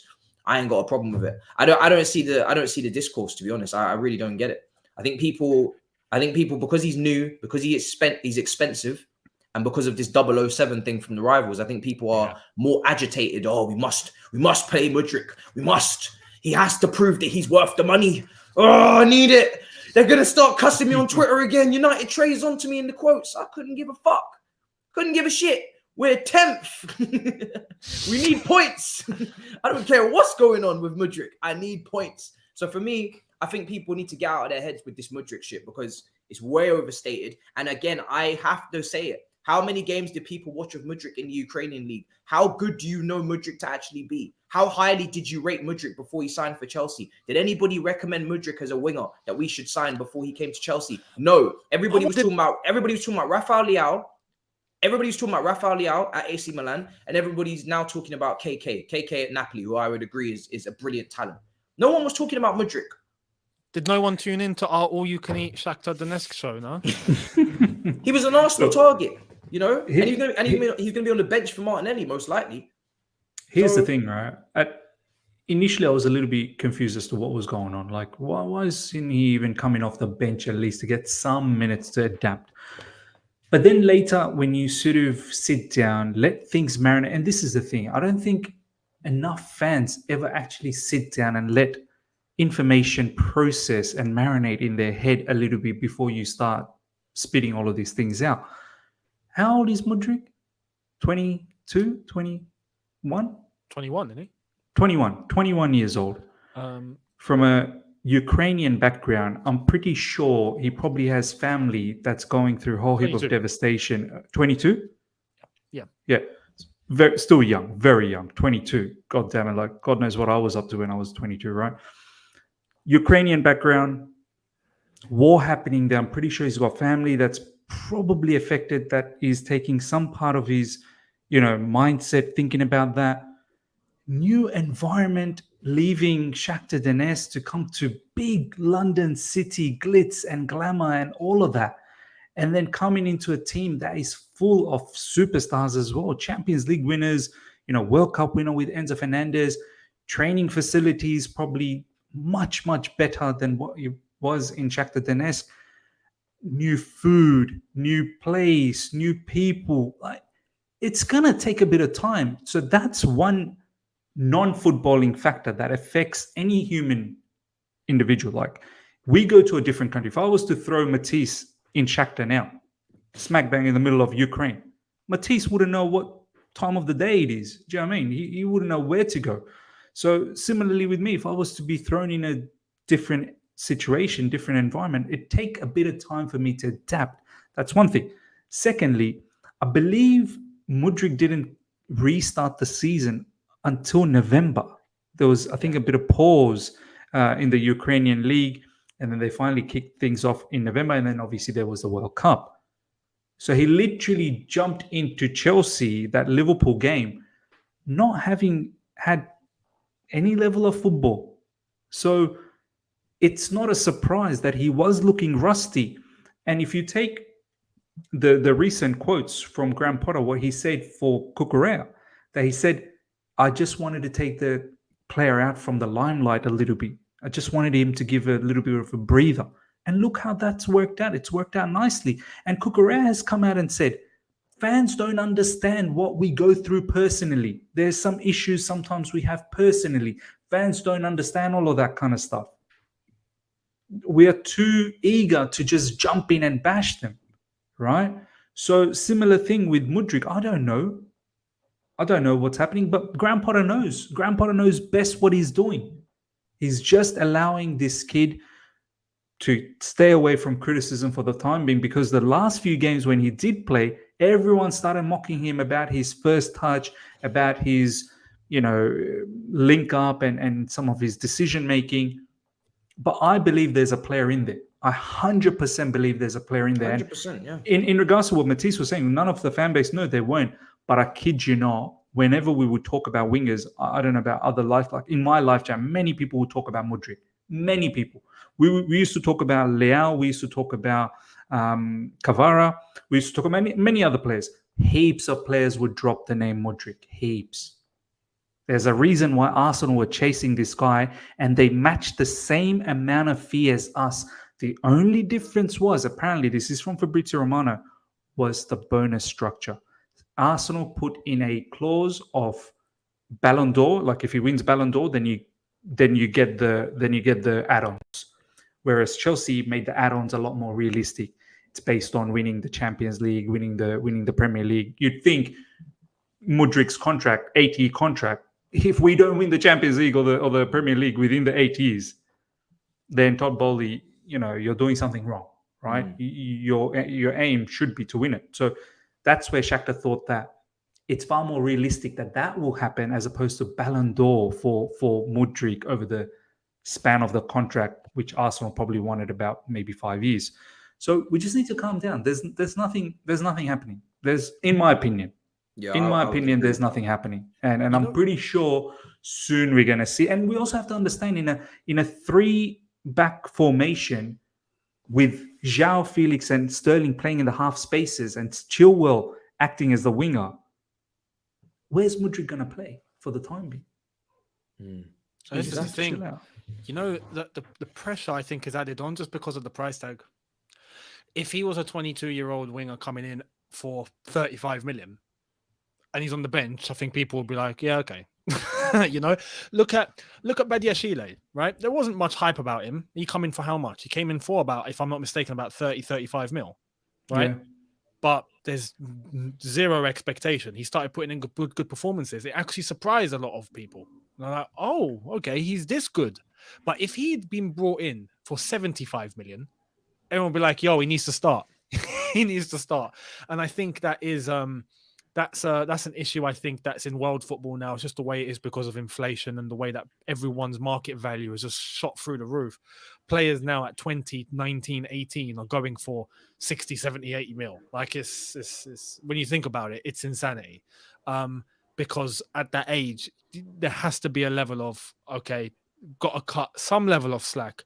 There is an initial base foundation of talent and what they're capable of, but you can't expect too much. It has to be a level of time. So I think the fee doesn't help. The fact that he went for, what was it, 88 million pounds in the end or something, like that's people are going to look at that and go, yo, okay, your first touch needs to be immaculate, mate. Like, so we'll see what happens, but I think that is part of the reason. I agree. Yeah, some people are saying they're not really understanding where I'm coming from with the defensive responsibility. The West Ham game and the Dortmund game, you could say maybe on the transition could have got back as well. It's harsh, but this is where the experience comes in. Like the Williams of this world would be alert for those. That's why managers loved him. Not saying that he didn't do defensive work at Shakhtar. I've already come and said, don't know what he did at Shakhtar. Didn't watch him at Shakhtar. There's obviously a talent there. But a big thing here in England, though, in the Premier League especially, that trait is important. There's obviously a talent there, but for me, it's not to the level where I really am going to be going absolutely crazy for the manager to absolutely have to play him. Otherwise, it's going to be a madness. Ultra streams in the chat. I'm not going to block you just yet, but I'm gonna respond to you because I don't want this narrative to continue. Nobody here has given any abuse to Potter, right? So nobody has given any abuse. Everybody stated their opinion. That's the first thing. You need to go and Google what the word abuse actually means. Second of all, I'm good friends with Nini. Nini also put up a video saying it's time for Potter to go.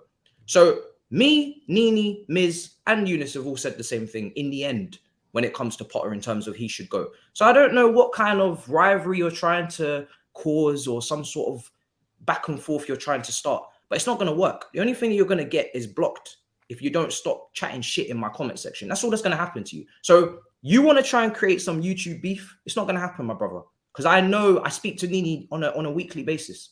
So simmer down, calm down, come and have conversation, or leave. It's as simple as that, because I ain't got time for that today. Potter with this super chat says Potter likes to protect his players. He's done this at Brighton. When Basuma was playing, Caicedo was on the bench, getting up to speed before playing. Exactly. So, and we've seen Klopp do that. We've seen Klopp do that, and we've seen Pep do this as well. Lots of new players have come in, and they've been integrated slowly. So sometimes it's needed for certain players, and some other players they can come straight in and perform. It depends on the person, depends on how they've acclimatized. He's come from Ukraine, like he said, to this Premier League. Is he settled in England personally? All these things behind the scenes. Same with Cucurella. So because we don't know that, yeah, it's there's no point really going into it too much because we don't know the person. He might have been fine when he initially arrived, maybe honeymoon period. As soon as he come into the Premier League, he's ready to go, and then now maybe not so good. So we have no idea. We're gonna wrap up the show. I feel like it's great to end it on. It's not about YouTubers not being able to take the rough with the smooth. It's about YouTubers being able to respond. And just because you're watching me and I'm providing the content doesn't mean I'm not going to respond to you. You can't just say whatever you want to me and think I'm not going to respond. I'm a person. You're a person. If you say something that I think is out of line, I'm going to respond to you. Same I would in the street. Same I would do before we even started YouTube. If you come up to me in the street and said something to me that I thought was wrong and I don't know you, I would respond to you the same way. Because I'm a YouTuber now, it doesn't mean that I'm not a person and I'm just going to just allow you to say whatever you want. It's not going to happen. So you need to get your cards in order, Daniel. And Daniel, believe me, we ignore a lot. Exactly. And there's Hundreds. a threshold. There's a threshold where you got to step in and you got to defend yourself. Us three boys, like I don't know which other YouTubers that you watch. I've seen some other YouTubers. They cuss, they insult. Not one of us here insults go out of the way to insult and say ridiculous stuff. Like even when we talk about players, yeah, we get angry, but we never ever, swear at them or insult them. We provide our opinion. Now, if you think that's abuse, you need to reassess your standards. This is an opinion. You guys need to learn to distinguish between abuse and opinions. If Miz says sell the whole team, that is an opinion, whether you like it or not. It is not abuse. Abuse is being personal, is getting up into players' comment section and abusing them, sending them shitty emails, which we've seen for Potter. That is abuse. And this is an opinion. If you can't distinguish between the two, you need to leave my channel because you're not going to like it very much here. I give opinions. If you can't understand the difference between an opinion and abuse, then you need to go. Because I'm telling you right now, we give a lot of opinions. Sometimes they're right, sometimes they're wrong. You give opinions. The people that actually understand what I'm saying, the community. We all give opinions as fans, and then we keep it moving. So if you don't understand that difference, I'm afraid you're gonna have to go because you don't get it. You don't get it. I'm not gonna sit here and pretend like as if I've done something wrong or that anybody's done anything wrong by giving an opinion on 2 wins out of 16. So if you can't handle that, go. Simple as that. This is the thing. The IQ has to rise because the 99% of this chat understand the conversation and understand the what we're saying. So if you the only person saying that in the room, you must be slightly wrong, my friend, because no one else is saying that in the chat. It's only you. If you don't get it, go. Simple. And this is the thing. Look, when it comes to giving an opinion, it's a case of you see something that you don't agree with, you go, what is he doing? How has he made this decision? What is he thinking doing this? That's not abuse. That's an opinion. An abuse would be me coming on or any of you coming on and going, this player or this manager is a absolute that's abuse. Or I think he's a that's abuse, right? Because it's a personal aim at that person. We're talking critique on a footballing level, whether we agree or disagree. But at the end of the day, I've come down to this. And this is why I'm open to any comments that come into the comment section, right?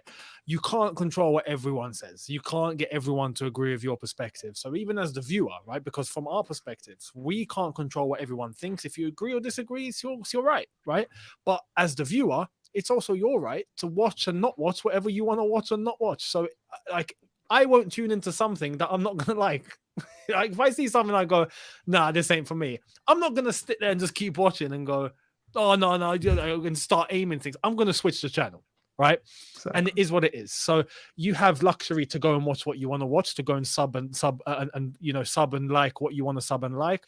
And you have a right to not watch what you don't want to watch. So at the end of the day, look, if you agree with something, you watch it. If you don't agree with it, you're not forced. I watch loads of things that I don't agree with because I love hearing the other opinion. It only makes. Oh, it's good to hear. Yeah, absolutely. It only forms stronger 100%. Opinions. That's why we debate on here quite a bit. There's loads of disagreements. If Miz says that we can make Champions League, I disagree. We have the debate, and then we go. You know what I'm saying? So it's good to get both perspectives. But for me, I won't be called abusive and let it run. It won't happen.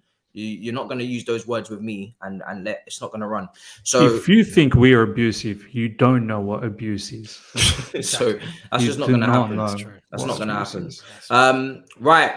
Big up. We're going to wrap up there. We're going to go through this last super chat, then we're going to come to an end here. Just to say thank you to you guys for the shows, for providing a balance of insight, never failing to pray to a certain group that will trigger wrong perceptions. Listen. At the end of the day, no one knows what's going to happen in the future. If we lose the next 2 games, everybody that's saying, we need to be calm and we need to stay behind the manager, they're going to be calling him out again. If we win the next 2 games, he's going to be the next Jose Mourinho, prime Jose Mourinho. We'll have to see what happens. That's football. No one knows what's going to happen. I hope we win the next 2 games. That's all I need. I just need 2 wins, man. Yeah. Then 140 points. Miz, let them know where to find you, bro. It's been a pleasure as always. Great show. Yeah, man. Great show. Good to be back again. The other side of the coin, we've hit 21,000. Thank you so much for that. Let's move on to 22 and let's continue to 30 and more. 2 content a day. You're going to get a live stream in the morning. You're going to get a sort of news, shorter video in the evening. Next up is... What's next up? Leicester. Yeah, Leicester's coming up next up. So, yeah, that's that. Younes, let them know where to find you, bro. Let them know. Bro. 2 uploads, you said, I think? 2. Double upload today. Wow. So, yeah, make sure you guys are there for that. First video should be dropping in the next hour and a half, couple of hours. And then my normal video will be uploaded later tonight. So make sure you're there for that. And then we gear up for preview tomorrow. Leicester Chelsea, gonna be interesting. So yeah, we pray. Chelsea Empire says much respect, boys. Forget the haters. We must be united as a fan base. Trio, best trio on YouTube. Appreciate it, bro. Much appreciated. Appreciate the support. We go again for Leicester. Hopefully we win. Everybody just wants to win games. Do you know what I mean? At the end of the day, there was this notion before the Dortmund game or before the Leeds game that I massively disagreed with, which was, I hope he loses and then it's over. Nah, you can't do that. For me, again, opinion. For me, no. Every game we play is W settings. If we win the game, it's only a good thing. And especially that Dortmund game. Can you imagine losing that and then he was gone today? No pleasure out of that. Yeah. No pleasure out of that because the season's done. Much better for him to be here with that win now, and then you have the opportunity to continue to prove.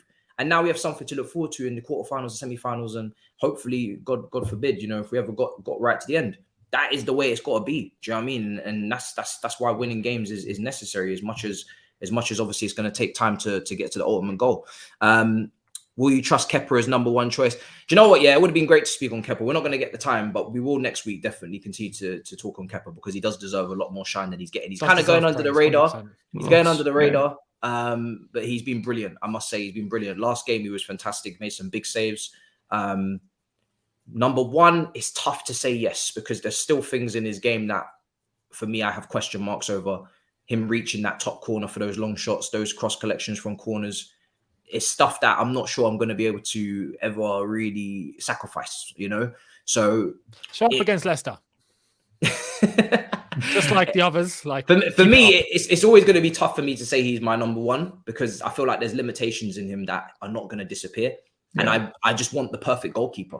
I don't think we should really have a goalkeeper that has any limitations. We kind of just need a world-class goalkeeper that's at the top of his game that can do everything. That's how you're going to win leagues. So, but he's doing brilliantly at the moment for sure.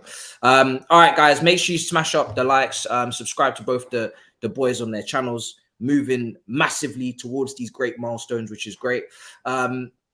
Sorry, I had to clap back at a couple people in the chat, but it had to be done. Do you know what I mean? It had to be done. It doesn't happen often. And yeah, we will see you for the Europa League watch along, Sporting versus Arsenal and United versus Real Betis. I'm going to do both of them. I'm just getting accustomed to the competition. It's going to be good. I'm just getting accustomed to the competition just in case I find myself in there next season. I need to know these teams. But yeah, we've been seeing these two Premier League teams. They're going to rotate. I'm interested to see what their depth looks like. So we'll see what happens. Until then, Matisse, so a couple of these teams might even join us in Europa if they get knocked out from the Champions League, group stage. So we might see them in the Europa League. We've got to keep an eye on these guys, 100%. Until next time, in a bit, people.